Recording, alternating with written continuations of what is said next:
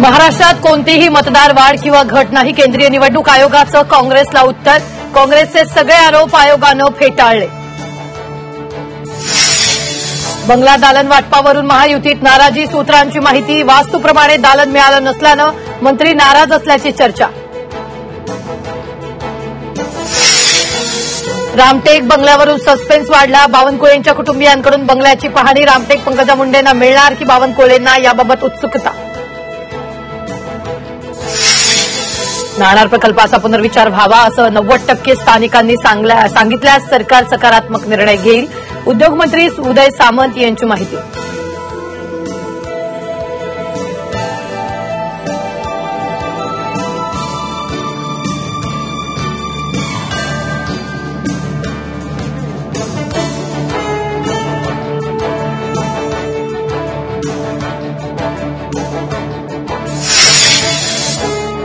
लाडकी बहीण योजनेतील रकमेचं डिसेंबर महिन्याचं वितरण सुरू. मुख्यमंत्री देवेंद्र फडणवीसांची माहिती. राज्यातील 67 लाखांहून अधिक महिलांना मिळणार लाभ.